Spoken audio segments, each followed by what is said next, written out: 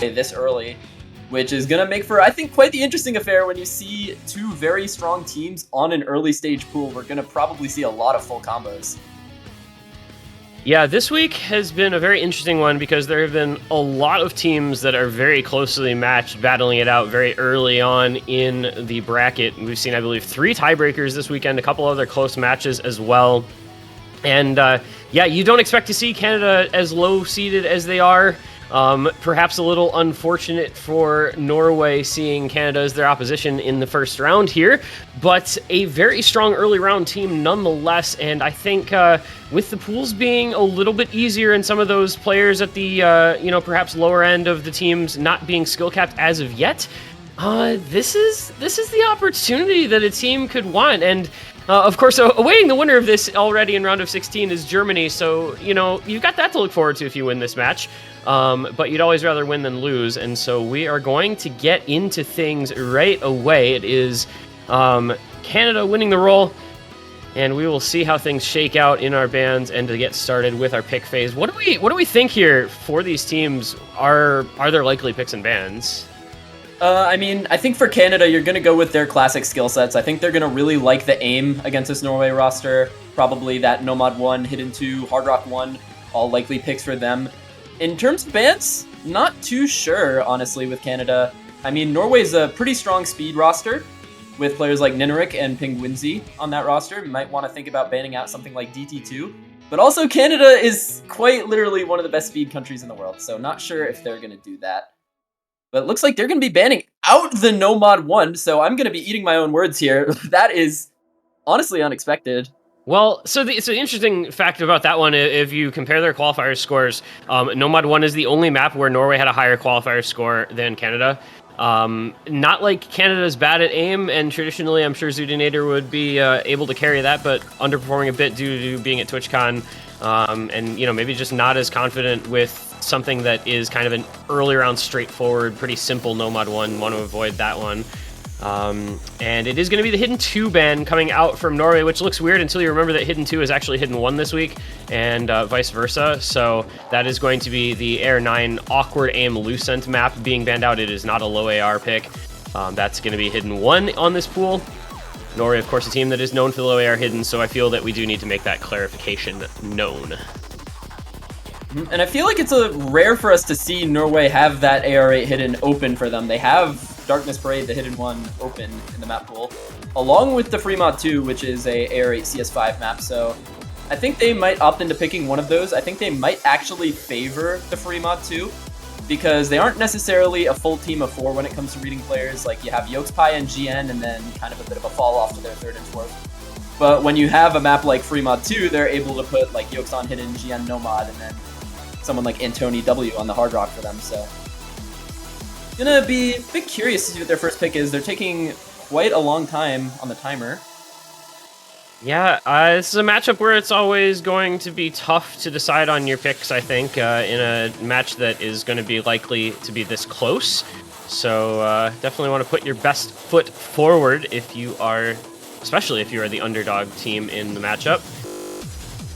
Yeah, Norway taking their time here. I don't know. The free mod, I like the idea of the free mod. I think you kind of sold me on that one, but otherwise, definitely plenty of options available to them. So we just wait and see, I guess. This is running through quite a bit of this timer, though, I will say that. Mm-hmm. And I just remembered another player on Norway who's actually a name change.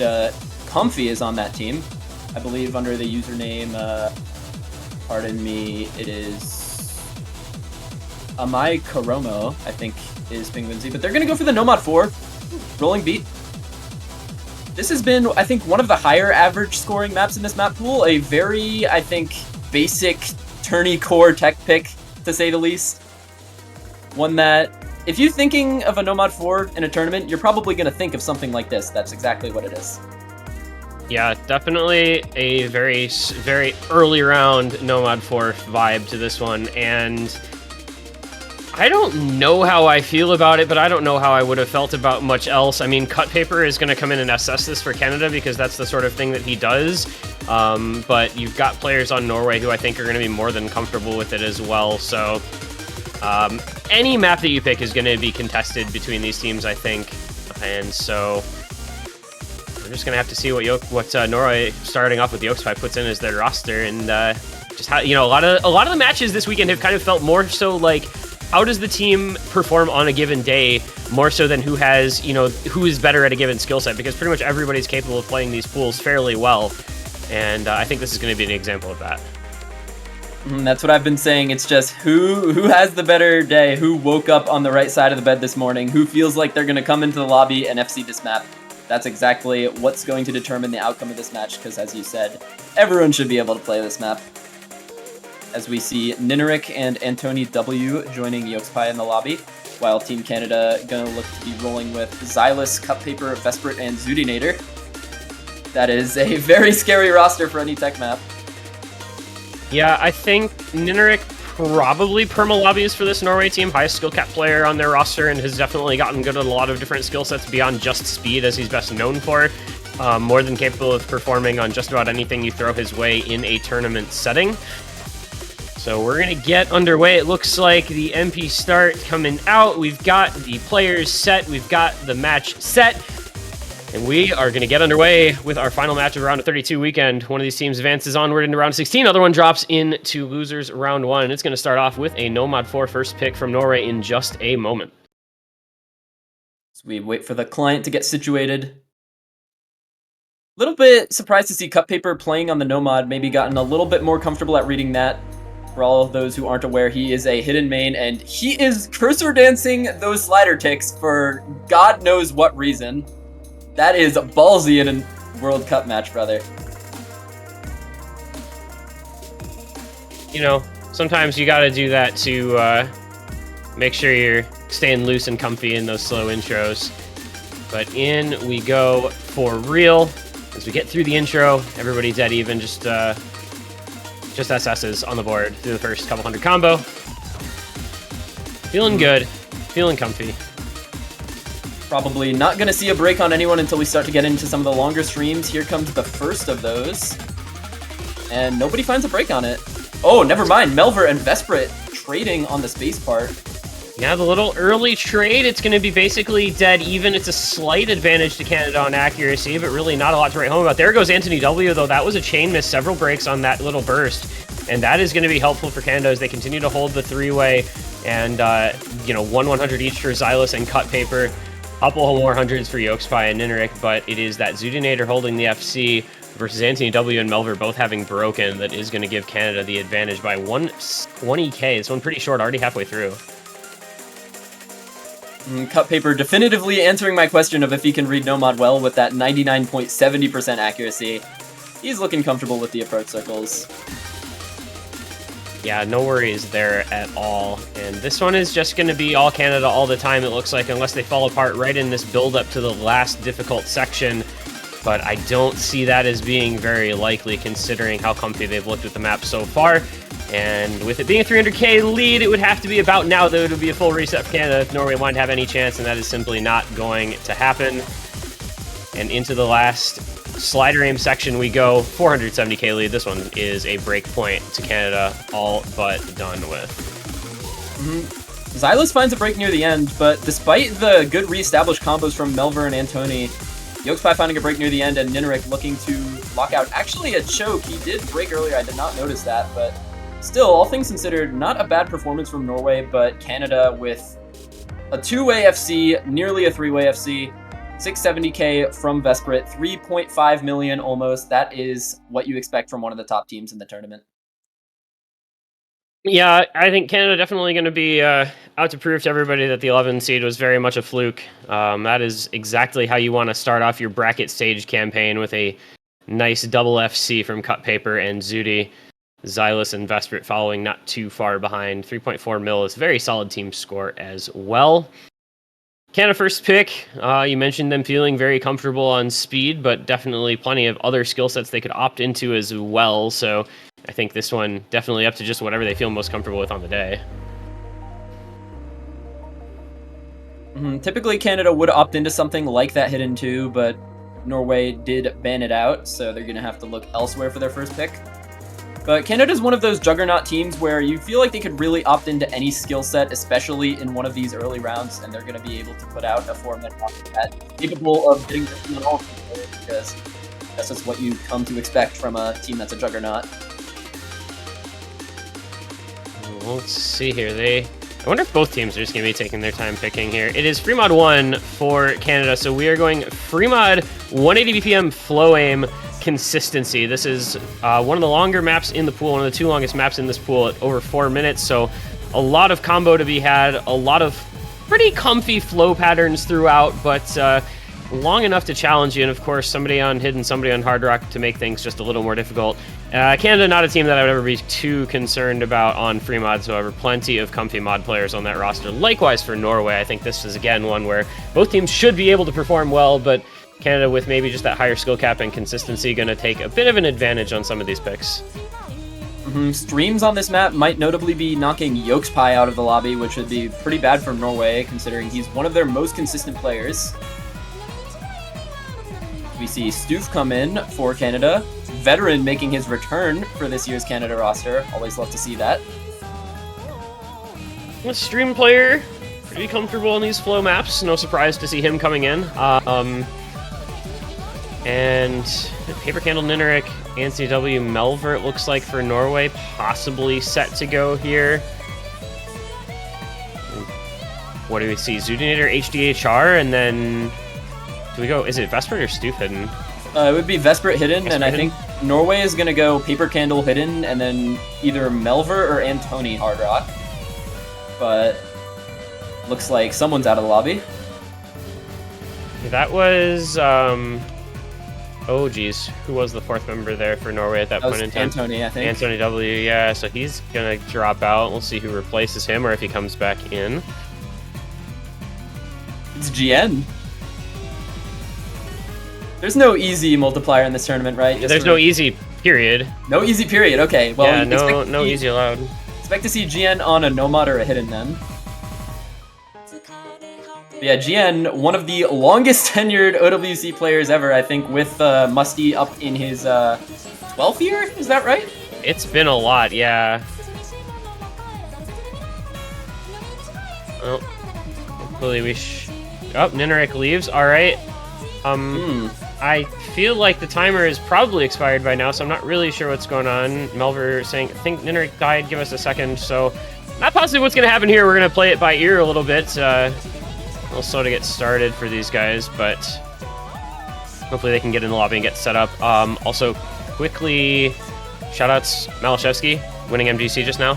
7-1 over Vaxe. Good job to him elsewhere in the tournament world. Well done there, as we wait for this match to get to continue onward. Yep, what a beast that guy is, Malashevsky, taking out one of the legends of this game once more. I think this is 3rd time beating him. It is pretty cool. But back to this match. This is not the first time we've seen some technical difficulties with the tournament server so far in the round of 32, so looks like they are going to be allowing Nineric to get back in the lobby. Here he comes, back in that far right top slot. And hopefully that means we'll be able to get started with this second map here. Running things a little slower in this one as these technical difficulties affect the players. And in we will finally go. At long last, it is going to be Paper Candle, Hard Rock, GN Hidden, Zoonator as expected, HDHR, and I'm going to assume Vesperit on Hidden. Oh, and an overmod for Canada with Ryuke coming in on Hard Rock. I guess not too big a surprise. He is pretty known for like Hard Rock solo plays and stuff, so if he feels comfortable in this with HR, no reason not to.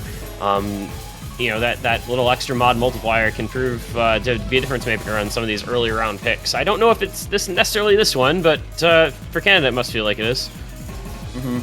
Ryuke's Hard Rock, man, is just so strong. For those who aren't aware, after Ryuke stopped playing Speed and solo, his focus primarily shifted to Hard Rock, so definitely no surprise to see him take it just out of comfort, as we see Paper Candle find an early break on the side of Norway. Yeah, a couple misses on that early stream there. Gotta get the comfort level locked in on the Hard Rock for Paper Candle, but everyone else holding on to the FC, so it's going to be a small early lead to Canada. The accuracy on Ryuke not helping, unfortunately, does keep the score a little closer than it would be otherwise, as he is still, in fact, behind Paper Candle's score, despite having a 250 combo lead over his opposite Hard Rock number. Into this first little linear space stream, nobody finds a break as we enter the first chorus. Still only Paper Candle on the break, which leaves Norway in striking distance if Canada does manage to find some drops, but I think they're going to be hard-pressed to ask for breaks from these members of Canada. Yeah, everyone on Canada thus far looking very comfortable. The accuracy staying pretty high on everyone except Ryuke, and his is building back up as well. A couple hundreds in this slower section, but on those 1/3 patterns, it's not the most surprising thing. Everyone in Norway has built up quite well. It is just Paper Candle, a couple hundred combo behind, so they are poised to try to make a comeback happen if Canada finds any breaks. We're only a third of the way through. There is a lot of time and a lot of combos still to go. And all it takes is that one little lapse in concentration for you to find a break on a 4-minute long map like this. Even if you see it 100 times in your practice, still always the chance for you to find that break. So far, so good for 7 out of the 8 players in this lobby, though. Map never really lets up. I feel like it never really gets incredibly difficult either. No true big diff spikes in this one, so much as just continuing, similar flow patterns as you see through most of the map. So, as you said, it's really just all about keeping that concentration up, and the song not like super energetic either outside of the key eyes. So. It's that little extra bit of concentration can really end up being important. But so far, it's just 7 FCs. Everybody's just absolutely chilling. Oh, but Vesperit, that's a big drop. Norway now going to be able to take the lead back if they can all hold on for a little bit longer. Oh, but Ryuke GN? Hello? That's trade, so it's 2 FCs for Canada on Stoof and Zooties. Stoof on some very good accuracy. But it is Ninrik and Melver matching the FCs with Paper Candle on a 1300 combo supporting them, and there goes Ryuke once again. That score gap is going to start to come down, but there goes Paper Candle, and now it is just the matching FCs on either side of Ninrik, Melver, Zooty, and Stoof. It is a 2v2 on the board, and the combo pretty well identical otherwise, which means Canada will be able to hold on to this advantage for the time being as long as those FCs stay intact. And someone on Canada has pretty good accuracy right now. Yeah, it's all right. That dude is doing okay for himself. Honestly, Zooty 99% hidden hard rock, also extremely impressive. This is probably upwards of a high 500 PP with over 99 on hidden hard rock, maybe even a 600. Gonna have to get a PP check on that. And into the ending, we're gonna see if these 4 full combos in the lobby can hold. Stoof, don't do it, Stoof, please. Into the last little doubles. He got it. Drops 100. Where was that 100? It was on the burst. That is so sad. The 100 in like the last 20 combo. You hate to see it. Poor Stoof, man. Oh, that is unfortunate. Zootinator with the HDHR FC as well. Ninrik and Melver matching the double FC, but those two both on Nomad. The score not quite up to where it needed to be. And unfortunately, the combination of Paper Candle and GN just a little bit behind Vesperit and Ryuke. And that is Canada consolidating the break point. This one was pretty tense a lot of the way through, but fortunately for Canada, that break at the 2/3 mark from Paper Candle kind of extinguished Norway's hopes at a comeback on it. Seeing a lot of talk about nerves on the side of Norway. Yokespy talking about nerves on the last map, Paper Candle on this map. It's always tough coming into OWC, biggest tournament of the year, thousands of viewers representing your country, so for Norway's sake, hopefully on this next pick they could clear their minds a little bit.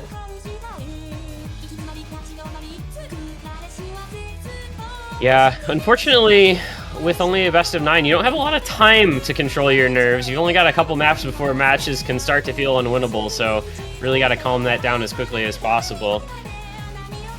The support in chat. Nice to see from the teammates and the opposition. But it's going to be next pick to Norway. Down 2-0, Canada with the consolidated break point, but plenty of time still left. Norway just got to find a good pick here and get on the board with this map, I think, going to be the key one, because you can't expect many break points against Canada. So your first giant priority is just get one on the board with your own next pick here. And it's going to be the DT2. I think this is a pretty good pick for Norway. They have a really strong 3 on this in Ninarik, Penguinzi, and Comfy. All should be very strong on this map. But Canada, I've been hyping up their speed for a while. They have some extremely comfortable speed players in the likes of Ryuke and Xylus. And Vesprit is probably going to be able to shred this map as well. Yeah, this has felt like it's one of the easier maps for a lot of players in this early pool. We've seen some 4.6, 4.7, I think, million scores on it even. So definitely one that the speed players are going to feel super, super at home. Nothing too difficult in terms of the aim requirement. Tapping requirement only at, I think, 219 BPM, and no super long death streams either. So this is, in this particular matchup, I mentioned before, Norway, a team that is pretty solid on speed. You know, not sure that their reputation necessarily directs itself to that belief, but they are generally speaking good at these early round speed maps. So I think this is a good diversion, too, into kind of a different skill set where, like, let's just go tapping and see what happens with, like, a little more raw tapping requirement instead of the more flow aim requirement of the free mod that Canada just picked. And I think this is also going to be a little bit of a confidence pick. You have one of the best speed players in the game in Ninarik. You assume he's going to come in and put up an extremely good score, so you already have, like, that really good score base to put the rest of your confidence on. And I can tell you from experience, it's always good to know that one guy on your team is going to get a really good score on a map when you pick it, regardless of how the enemy is going to do. Which, by the way, I forgot to mention, another speed specialist on the side of Canada, Curtis, coming into the lobby, I think, for his debut in the bracket stage for this year. Yeah, Curtis has been known for a few years now, I would say, as Canada's resident kind of speed specialist. That's what he's on the rosters for. His aim has been a little questionable at times, but he's always super solid on the speed. So if he locks down the aim portion, he's going to be a good performer on these types of maps. And obviously the rest of Canada's roster, Xylus, one of the best speed players in the world. Ryuke is a solid speed player for years on end. So a very scary DT2 roster put together here for Canada. But Norway, likewise, as you said, Ninarik possibly, you know, what, top 3, top 5 speed player in the world right now, if not higher. And there is the unfortunate early break from Curtis. I feel like I spoke that one into existence. On the aim, of course. DT player misses on aim. Unfortunate occurrences. So that's going to give an early combo lead over to Norway, but the accuracy is actually going to be in favor of Canada for now, as Ninarik finds a break on aim as well. That is not what you want to see from Norway.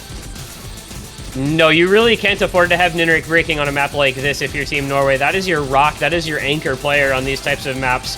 That is very, very bad for their team, because he's the guy you have to have come in and FC this like 99 times out of 100. And unfortunately, this was just that 100th time, I guess. And there goes Paper Candle as well. Perhaps the nerf's still getting to him a little bit, as he was alluding to in the previous lobby. So that is now 1 FC left for Norway, as Penguinzi the next to fall. Meanwhile, Xylus, Ryuke, Stoop all still holding on. This is looking increasingly doomed for Norway as we hit the halfway mark with Canada up 200k plus. Yeah, Comfy standing alone here up against the 3 full combos and the reestablished combo from Curtis on the side of Canada. And this is very quickly getting out of hand for Norway, if it isn't already out of hand. Yeah, there is just not going to be anything Norway can do at all here. This is going to be, at this rate, a really good team score from Canada, too, if they can continue to hold on to this 3-way full combo, with the only break being the first couple hundred combo from Curtis. And, you know, it's recovery from Ninarik. It's continuing to hold that FC for Amai Koromo, but it just doesn't matter when you're up against the type of score that Canada's got on their side. Yep, and you were alluding to some prior matches where teams got upwards of 4.5 million team score on this, and we're looking to see the same thing from Canada as Comfy breaks his full combo finally. It's going to be 750k from him, which is not a bad score, but when you look at the scores of Canada, that is not going to be enough. He needs about 1.5 million score more. Yep, this one was pretty doomed the instant that Norway found 2 breaks, as it turned out, because it is, if it is not going to be a 3-way FC, it's going to be very close to one, and it looks like it is going to be that 3-way, and that is a 4.8 4, maybe 4.5 once the spinner's over. Million score just touchdown. shy of 4.5 million, and that is a DT2 pick backfiring in the worst possible way for Team Norway, losing it by 1.6 million. You just cannot have that in a matchup that you want to be competitive in. Only the highest score on the team, 870k against a triple FC, and the one player who broke from Canada with Curtis holding the 943k. I mean, that's better than by 70,000 points on the highest score on the side of Norway. You're not going to win too many maps that look like that. And this is just further adding to that narrative, man. Canada seed 11 performing like this, albeit it is round of 32, but still, they are absolutely converting on every single map, just getting such good scores so far in this matchup. And now if you're Canada, I actually think you just pick DT3 here and say, like, it's 4-0 moving on, because that is a, 260 BPM bursty DT pick. I think that would be a pretty good option here, but it really feels like after the first 3 maps that they could go wherever they want, because it just feels like they're the stronger team at this point.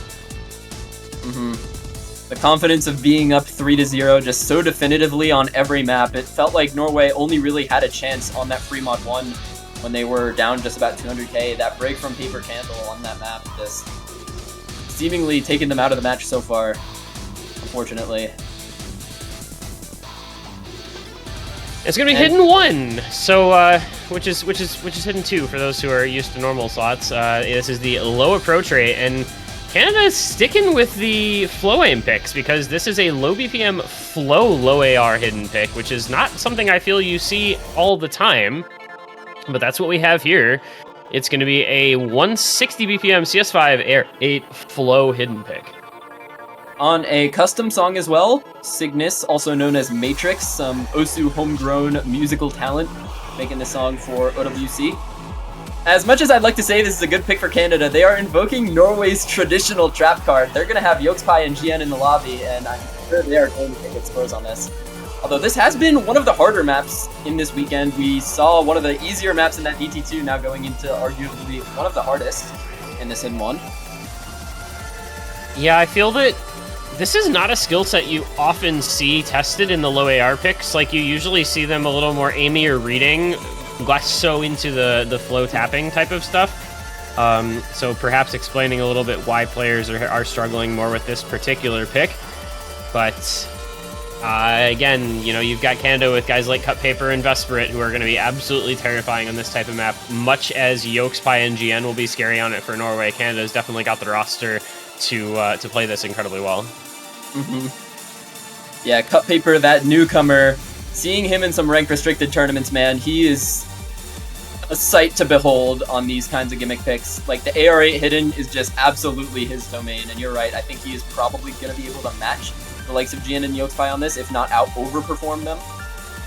But for Norway's sake, gonna need to see a massive performance from Yokes and GN on this, because Nineric and Antoni, as good as they are, I don't think they really specialize in this type of pick.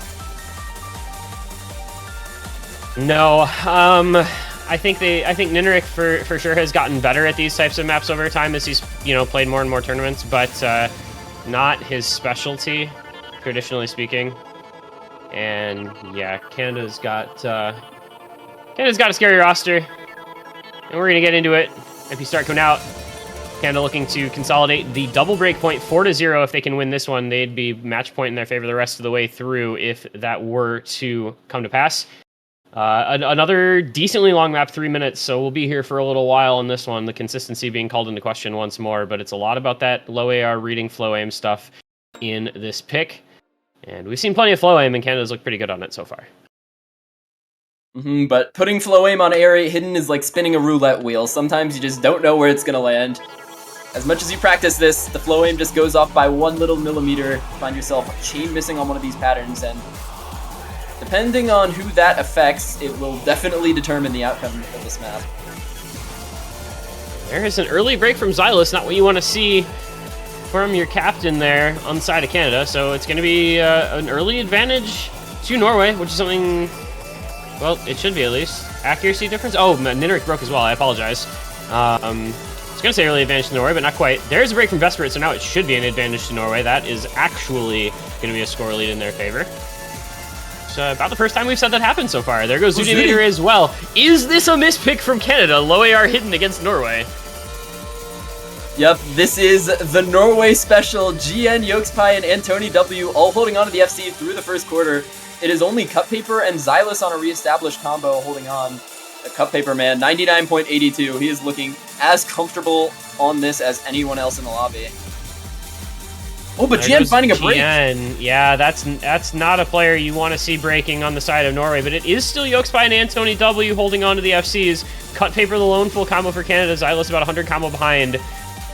So it's going to be the score lead staying about where it is for now. As long as Antoni W and Yokespie continue to hold, Norway is going to still be in an okay spot as we're about halfway through. There goes GN once again. That's not a combo that really makes much difference, though. It's all about those other players holding the full combos that are really the important ones. Oh, there goes Xylus. That's the second biggest combo on Canada now gone. So Norway gonna be able to stop the bleeding a little bit. Vesper and Zudinator fall apart on that stream as well as GN, but that trade favors Norway. Yokes and Antoni, Nineric as well with a big combo. They're gonna look to take a break point. Yeah, I don't want to say this is like over or anything with still a third of the map to go, but Yokespie and Antoni W look way more comfortable than just about anybody on Canada. Cut Paper doing his thing down there in the bottom left-hand corner. You can kind of just ignore him, unfortunately, considering the struggles that the rest of the team is having. It's all about Antoni W. Yokespie double FCing this for Norway. There goes Antoni W. That's a big chain miss. Is that going to be enough to matter, though, with the amount of time that's left? I think if Yokespie breaks, it could still go back in favor of Canada, but Yokespie is looking so comfortable on these streams. This is looking to be a vintage Yokespie performance as Cut Paper finds the break. Yokespie breaks as well at the ending, but it's going to be enough for Norway into the slow ending. They have a 200k lead, which is going to be enough for them to take that elusive break point against Canada. Yeah, it gets them one of the two breakpoints back. I'm going to be honest here, I really don't know why Canada went with this pick after what just happened on DT2 when they still had both other DTs available to them that they could have picked. I'm not really sure I know the logic behind this one. Obviously, a low roll score, you definitely expect their team to do better on this map than they did there. But even then, I think you see a map with lower variance if you pick a DT1 or a DT3 than you do if you pick the AR8 hidden. So a little bit of a question mark on this pick for me from Canada, but a very good performance from Norway is really what matters. The 868k from Yokespie, the 679k from Antoni W, and backing 500k from GN. It was just, they did enough to take the point and get one of those breaks back. Nothing puts a smile on my face like Yokespie almost top scoring an AR8 hidden, carrying the map for his team. Love to see that. But yeah, now pick back in Norway's court. They're gonna be able to choose this next map. I really wonder what they go for here. I still think that Fremont 2 could be a good map for them because you're able to kind of invoke those comfort mods for a lot of these players like Antoni on Hard Rock and Yokes on Hidden.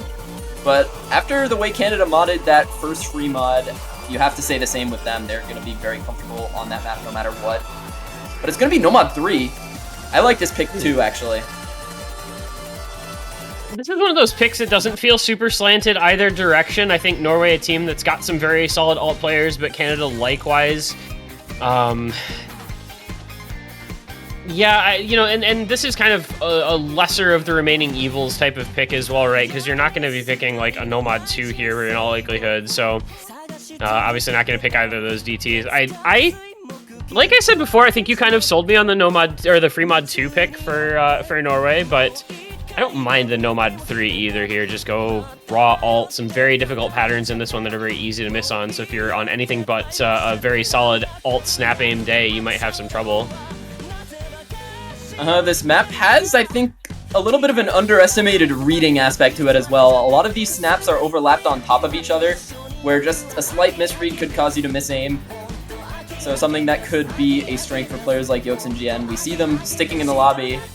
Probably gonna see them actually play this map. Xylus, an honorary Norwegian player for the moment, it would appear. Yokes, GN, Antoni W, and somebody. Also, shoutouts to Frederick. Just every song that they make is an absolute bop. Everything, it's always so catchy. And maybe no Xylus. We've got Ryuke, Yip, Cut Paper, and Zudi for Canada, so we just await the fourth for Norway, it would appear. Maybe it is Xylus. Oh, never mind. He did not get that microsecond flag change. It's going to be Melver taking that 4th slot, so it's going to be Yokes GN, Melver and Antony W up against Ryuke, Yip, Cup Paper, and Zudinator. Do we have any single tappers in this lobby? Don't think so. In a different universe, GN, but I think if it were just a little bit lower BPM. Well, in we go. Again, you know, everything at this point feels like a must-win for Norway. So it's a very important one as they try to win a pick of their own for the first time. They've gotten 2 break points taken from them, but they got one of them back, and this would be a big step forward if they can successfully convert a pick on their own side here with a pretty tricky Nomad 3 being that obstacle. Ryuke gonna find a break on that first ult pattern, but considering this map is 3 minutes and 21 seconds, that early break not gonna do too much to his overall score. I think one big place of contention on this map is at the start of the guitar solo. There's this back and forth pattern that's quite spaced. Seen a lot of players break on that. Yeah, I remember that being a difference maker in the map when this was played in Romania versus Singapore, so definitely a spot to look out for. Some of these little patterns in the key eyes can just trip you up as well if you're not careful. The flow into sliders, into little snap aim elements. We'll see, everybody looking pretty comfortable thus far, just the early break from Ryuke. It is 7 FCs on the board still, and a small lead to Norway as we hit the 1/4 mark. Another decently long map, over 3 minutes, so again, it's all about the consistency, like many of the picks in this pool. Oh, and there goes Yip on a slider break, but it's traded by Antony W instantly, so gonna stay at equilibrium here, just a slight lead to Norway by 20k. And there's another break from Yip, not gonna matter all that much since he had already missed, but it doesn't help, obviously. It's Cut Paper Zudi still on the FCs, Melver, Yokes, Pi, and GN though, all on full combos for Norway. See what Antony W can do to build back up, but those FCs are going to be the important ones. As long as they can hold, Norway's going to feel fine with this one. It is only a 40k lead, though. It is not a big margin at this point, since the combos are relatively similar still. Now we're reaching that dangerous halfway point of the map where any break from anyone with a big combo will throw it instantly in favor of the other team. And we're also quickly approaching that guitar solo that I mentioned earlier, where there's that very difficult back and forth that could easily determine the map.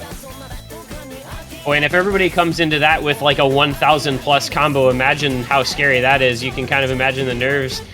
Here comes. And here we go. Oh, GN fumbles it. Yip and Ryuke, though, both break immediately after, so it is now Cut Paper Zudinator on the double FC, matching up against Yokes by Melver, and Antony W on that big recovery combo did hit that pattern as well, so he's at 600 plus. Advantage still to Norway as Yip falling once more. This is looking more and more like one that Norway might just be able to hold on to, but that double FC still looming on the side of Canada that could take advantage of any late breaks from Yokes by or Melver. Through this long slider and that square. Yokes by breaking on the last node! Now Canada. What's fortunate is that Antony W has that big backing combo and there's just not very much time left, but it's 100,000 points and dropping. If Melver or Antony W breaks in the ending here, it could be all over for Norway, but it's going to come down. I don't know if it's going to come down fast enough. It's at 80k, it's at 75, 70k. It's coming down, but I think that Canada's just going to run out of time here. Oh, it's already break from Antony W. Wait just a moment. It's 20k, 10k. It's going over, and it's going to be Canada taking the point in the last moments with the break from Antony W. You cannot afford to have that happen right at the very end, and it is heartbreak for Norway on the verge of getting the pick back. Canada steals it away, and they will take the 4-1 lead. No way. Canada just made out like bandits on that pick. Antony W dropped his wallet and Canada just picked it up. The end, 20k victory on the last note. That is crazy.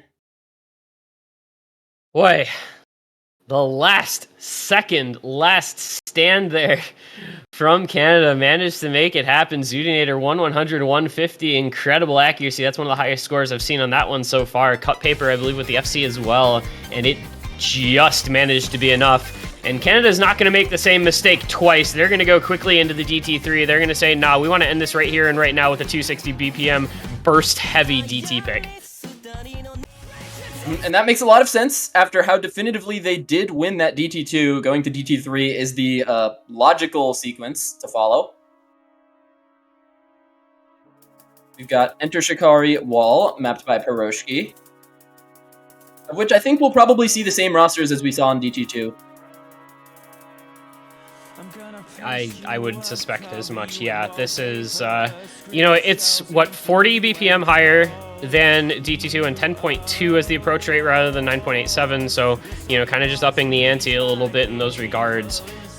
But once again, gonna see a pick that I think Canada should feel very comfortable with. My only question mark is maybe, you know, like speed player, quote unquote, Curtis, having trouble with aim. This does have a little bit of an aim component, so if he feels uncomfortable with the aim on this one, they might just actually have Zudi play this because she's gotten good enough at tapping bursty maps that she can probably perform fine on it, and her aim is obviously way better.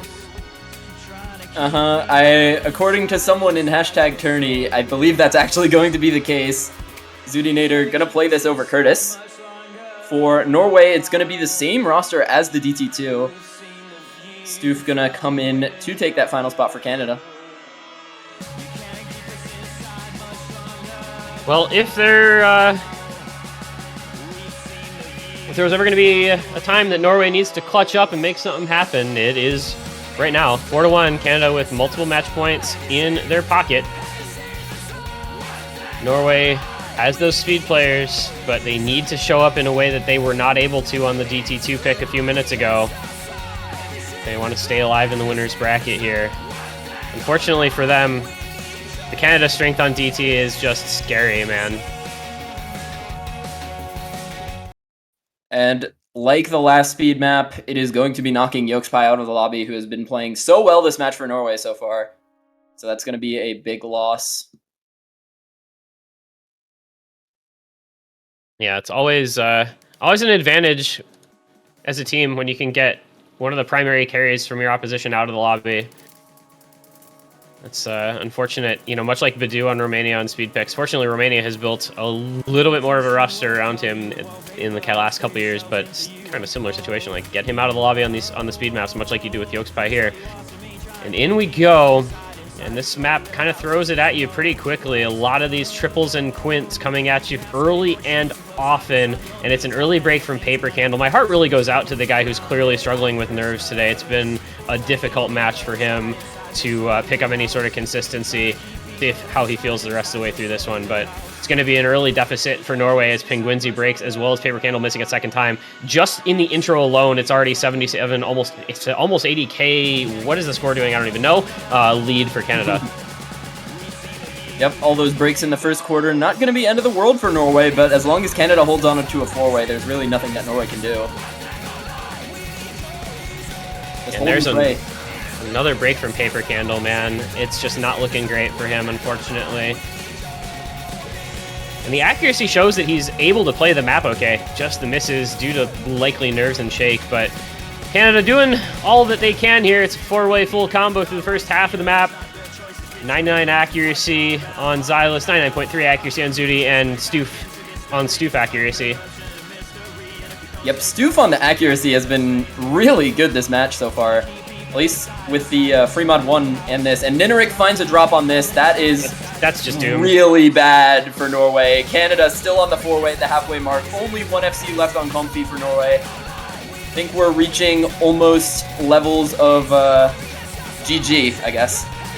Yeah, this is going to be point of no return here for Norway unless Canada full resets. It's a 600k lead. I gotta say, this one's pretty much over.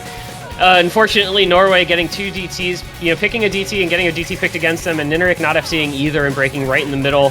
The premier speed player on their roster is not on his best day, unfortunately. You hate to see it happen, but against a four-way full combo, it really wasn't going to matter anyway. This is just Canada firing on all cylinders on the types of maps that they are incredibly comfortable and confident on. It's going to be another ridiculous team score here for Canada on this DT3, much like they showed on the DT2, and not much that Norway can do except watch and say GG, well played.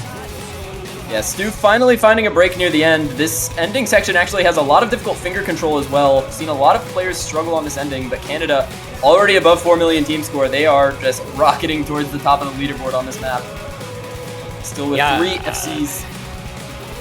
3FCs, and all solid accuracy too. 99.58 for Zoodonator. To close things out, it's going to be, again, right up there at the 4.5 million. They actually crushed it this time, 4.54 million. Canada, 3 full combos and 1 late choke with great accuracy from Stoof. And that is how they close out the match. That is how they close out round of 32 weekend. A 5-1 final score in favor of Canada. Norway does manage to put that point on the board on the perhaps ill-advised low AR hidden pick from Canada, but otherwise the Canadians just far too strong on everything else, and this was a match that was never in doubt. Canada going to be moving on to the round of 16 to face Germany, and Norway going to drop down to loser's bracket to face Spain. And I believe that's going to do it for our round of 32. Yep. Well, this was the last match for the week. All 16 matches done. We got a couple upsets. We got a couple tiebreakers. We had some great performances.